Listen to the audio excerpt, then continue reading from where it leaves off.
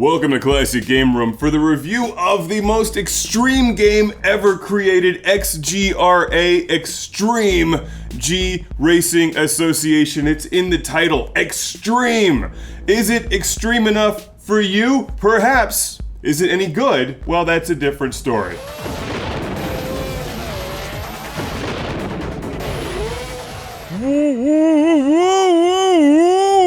The speed of the game is melting my brain. It's Xtreme G Racing Association for PlayStation 2 all the way from 2003, which seems like a really long time ago.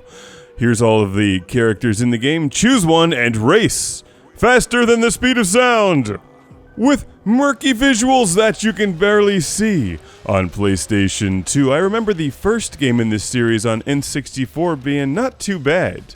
It's like an F-Zero or Wipeout style futuristic death sled racing game with futuristic death sled motorcycle jet rocket things. I have seen more talented rookies than you. Conceptually, I like where it's at, and I think this game has its heart in the right place, except there's just something missing, and that thing is playability. Now, admittedly, if you play this game over and over and over and over and over and over and over again, if it's like the only game that you have, eventually you'll memorize the tracks and be able to drive faster than the speed of sound on them, but until then, it's just a frustrating nightmare where you bang into every corner, bounce around the track, and win a few races, but by the time you get through a championship, you'll just be like, I could spend this time playing Wipeout because it's a way better game, and it is. Low-weight alloy is used in the XGRA bike. Scared? You should be. Yeah, scared about how I can't see a damn thing. The PlayStation 2 looks better than this. I kind of like the track designs. The environments are neat, but what the hell is going on in this game? I get it. It's extreme. I am trembling. It's extremely annoying until you've memorized everything. But by that time, you will have just realized how much time you could have spent playing Wipeout Fusion or something on the PlayStation 2. This game so desperately wants to be Wipeout or F-Zero, but it's not. So you want to play with Katarina? No, I don't want to play with Katarina. That's okay. I kind of like the design of the future death light cycles. They look neat, but the tracks, you just can't see anything. And that makes it really aggravating when you're trying to memorize the tracks. You just bounce along them like a pinball watching your shield deplete.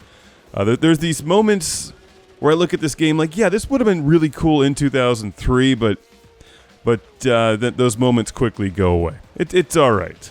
I can't say that XGRA is one that you should pick up for your PlayStation 2, but if for some reason you want to, it certainly won't cost you very much. This is from Acclaim, so better than LJN, and it does pack some serious challenge.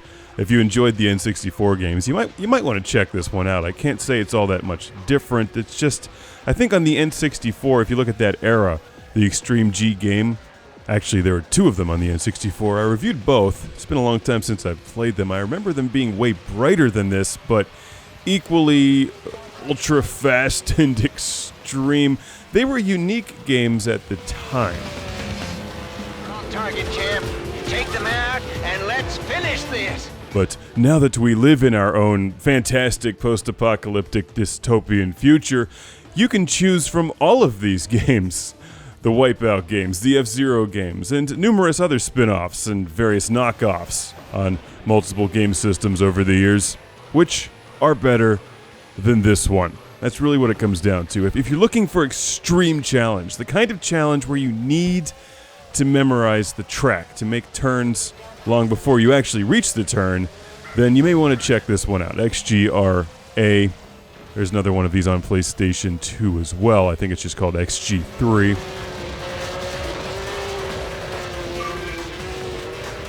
Vampire selected. Oh, come on then. Show me what you got. I can't say it's a god-awful game. There's just better ones out there in this genre. The soundtrack is, as you would expect, from the early 2000s.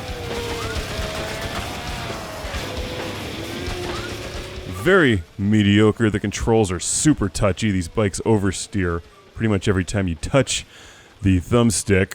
But I still have a classic game room shout out and thank you going to Max from Ontario, Canada, for sending this to the show. Thank you, Max, for sending an extreme game from Canada, which is an extreme country. Selected. You are wasting your time. Come on, kid. That's pathetic. XGRA has its moments. If you're looking for something that's way harder than Wipeout on your PlayStation 2, check it out. But for roughly the same price, you could also pick out Wipeout Fusion, which is way better. Rail accelerator selected. Classic Game Room has been brought to you by the ultra-massive video game console guide, 230 pages of video games on Amazon.com, Retro Megatrex, and how to make a video game review show that doesn't suck. And Jesus number 2. Welcome to the Patreon Lord Carnage Club, being shouted from a turbo volcano. Michael and Ariana Nelson, Ian Shore, Steven Chucknick, Al Stever, Rick DeBarros, Jason Goy, Andy Schleiss, Sergio Matthias Hergert, Philip Strabenmuller, Jack Stavris, Ohad Kane, Simon Allen, and Sean Zoltek.